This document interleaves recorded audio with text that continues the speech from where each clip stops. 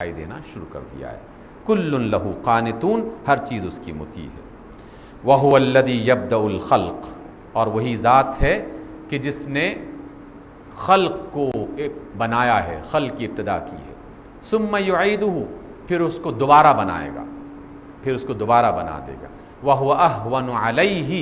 اور یہ دوبارہ بنانا اس کے لیے بہت ہی آسان ہے، بہت ہی آسان ہے۔ مٹی سے آدم بنایا جا سکتا ہے، تو آدم کی بکھری ہوئی مٹی کو دوبارہ اکٹھا کرنا اس کے لیے کوئی مشکل نہیں ہے، کیونکہ وہ مٹی اسی زمین میں کہیں نہ کہیں کسی نہ کسی شکل میں موجود ہے۔ اور یہ جملہ بھی بہت خوبصورت ہے، بہت بڑا ہے۔ وَلَهُ الْمَثَلُ الْأَعْلَى فِي السَّمَاوَاتِ وَالْأَرْضِ، اور اس کی مثال سب سے بلند تر ہے آسمانوں میں اور زمین میں۔ آسمانوں میں بھی جب اس کا تذکرہ آتا ہے تو ہر تذکرے کے بعد یہی کہا جاتا ہے کہ سبحان اللہ، اے اللہ تو پاک ہے، تو بہت بڑا ہے، اللہ اکبر، تو سب سے بڑا ہے۔ اس کی مثال وہاں بھی بہت اعلیٰ اور زمین پر بھی بہت اعلیٰ۔ وَهُوَ الْعَزِيزُ، اور وہ غالب ہے، الحکیم، حکمت والا ہے۔ حضرات، یہ وہ آیات ہیں جو ہم نے سورہ الروم سے آپ کے سامنے پیش کی ہیں، اور یہ 20 سے لے کر 27 آیات، اور ان کو اللہ کی نشانیاں آیات اس وجہ سے رکھا گیا اس کا نام کہ ہر آیت اسی لفظ سے شروع ہو رہی ہے، وَمِنْ آیَاتِهِ، اور اس کی نشانیوں میں سے، وَمِنْ آیَاتِهِ، اور اس کی نشانیوں میں سے، وَمِنْ آیَاتِهِ، اور اس کی نشانیوں میں سے۔ تو یہ 20 سے لے کر 27 آیات، 27 تک کی جو آیات ہیں، یہ آیات قابل غور بھی ہیں، اور ایک بہت خوبصورت میسج بھی ہے ہم سب کے لیے۔ اس پر آپ اور ہم سب غور کرتے ہیں، اور اللہ سے دعا کرتے ہیں کہ ہمیں اس پیغام کو یا ان پیغامات کو دوسرے افراد تک پہنچانے کی وہ توفیق عطا فرمائے۔ اقول قولی ھذا واستغفر اللہ لی ولکم۔ آپ کے ذہن میں کوئی سوال ہو تو وہ کیا جا سکتا ہے، یا کوئی بات کہنا ہو، جی۔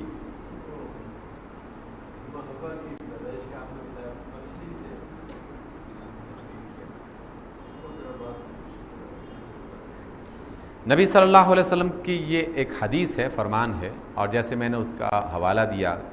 کہ یہ بخاری اور مسلم کی صحیح حدیث ہے۔ اللہ کے رسول صلی اللہ علیہ وسلم ممکن ہے کس سیکوینس میں بات کر رہے ہوں گے کہ جس میں اللہ رب العزت کا یہ پیغام ان کے ذریعے سے ہم تک پہنچا۔ اللہ کے رسول فرماتے ہیں کہ خلقت المرأة من ضلع، کہ عورت جو ہے یہ پسلی کی ہڈی سے تخلیق کی گئی ہے، پسلی کی ہڈی سے تخلیق کی گئی ہے۔ اور پھر فرمایا کہ جو اس کو سیدھا کرنے کی کوشش کرے گا وہ اس کو توڑ بیٹھے گا، یا تم اگر اس کو سیدھا کرنے کی کوشش کرو گے تو اس کو توڑ بیٹھو گے۔ اس لیے جو اس کو اسی حالت میں اپنی عقل استعمال کرتے ہوئے یعنی اس کے ساتھ رہے تو اس کی زندگی خوشگوار گزرے گی، خوشگوار گزرے گی۔ یہ تو ٹیکسٹ ہے۔ اب اس ٹیکسٹ کی تفسیر میں کیا کچھ کہا جا سکتا ہے، اور اس میں اللہ تعالیٰ نے کیا کیا حکمتیں رکھی ہیں، ان میں سے 2 حکمتیں مجھے جو نظر آئیں۔ ایک پہلی والی حکمت کہ اللہ تعالیٰ نے عورت کو پہلو سے بنایا، پسلی یعنی اس کا بنایا جانا اس کے پہلو سے تعلق رکھتا ہے، اور اس کو سر سے اور پاؤں سے نہیں بنایا، تاکہ انسان کی زندگی، اس کے گھر کی زندگی، اس کے معاشرے کی زندگی دونوں مل کر اس کو آگے بڑھائیں، اور باہمی مشورے کے ساتھ، محبت اور الفت کے ساتھ، رحمت اور مہربانی کے ساتھ اس کو آگے بڑھائیں۔ دوسرا یہ ہے کہ بہت ساری باتوں میں، بہت سارے معاملات میں ہو سکتا ہے کہ عورت مردوں کے مقابلے میں بہت سارے معاملات میں کمزور ہو، یا اس کے اندر کسی قسم کی کمی پائی جاتی، اس کا امکان ہے، واللہ عالم، واللہ عالم۔ اور میں نے یہ کہا نا کہ ہر چیز میں نہیں، بہت سارے معاملات میں مرد کے اندر کمی پائی جاتی ہے، اور بہت سارے معاملات میں عورتوں کے ہاں کمی پائی جاتی ہے، اور اس وجہ سے اللہ تعالیٰ نے مردوں کے میدان کو اور عورتوں کے میدان کو تھوڑا سا الگ رکھا ہے۔ بالکل ایکول بنا دینا یہ ناممکن بھی ہے اور مناسب بھی نہیں ہے۔ ناممکن اس وجہ سے ہے کہ اگر باقاعدہ بالکل ایکول بنانا ہے تو پھر تو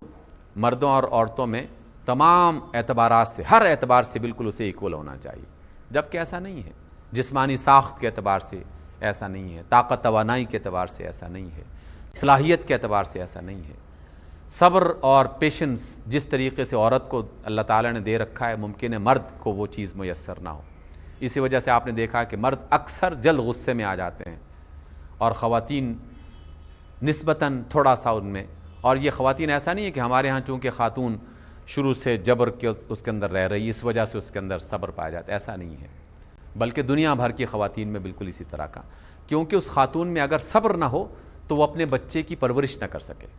اس کو پال نہ سکے. وہ بچہ جو بالکل بے سہارا اور انتہائی کمزور ہوتا ہے، اس انتہائی بالکل لاغر کمزور بے جان قسم کے، بے جان اس اعتبار سے کہ وہ کوئی کام کر نہیں سکتا،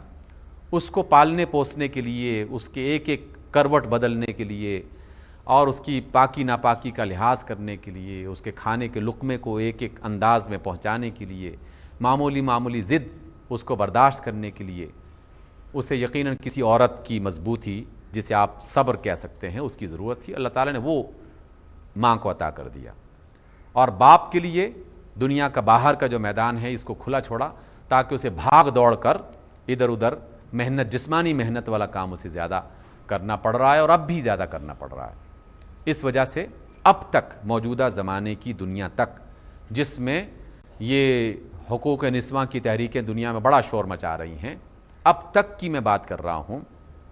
کہ آپ جب سے دنیا بنی ہے اب تک، جب سے دنیا میں آدم آیا ہے اب تک، انسانوں کی تاریخ پڑھ کے دیکھ لیجئے، باہر کی دنیا کے یعنی گھر سے باہر کی دنیا کے جتنے بھی کام ہیں ان میں سے اہم ترین کام مردوں نے انجام دیے اور گھر کے اندر کی دنیا کے اہم ترین کام خواتین نے انجام دیے. اس وجہ سے کوئی بھی آپ لسٹ بنا لیں دنیا کی فوجوں کے اہم ترین سپہ سالار، مسلمانوں کے ہوں یا غیر مسلموں کے، ان کو آپ بنا کے دیکھ لیں، آپ کو وہاں پر مرد دکھائی دیں گے. دنیا بھر کے بڑے بڑے فلسفی جنہوں نے میدانوں میں گھومنا ہے، وادیوں میں گھومنا ہے، مٹی میں کام کرنا ہے، پتھروں کے اندر تحقیق کرنی ہے، صحراؤں کو کھود کے کام کرنا ہے، درختوں باغات جنگلوں میں گھومنا پھرنا ہے، آپ کو اس میں مرد نظر آئیں گے. اور اس میں مسلمان نہیں، غیر مسلم دنیا میں بھی ارسطو اور افلاطون سے لے کر یونان سے لے کر اب تک آپ کو ایسے ہی نظر آئے گا. اس وجہ سے اللہ تعالیٰ نے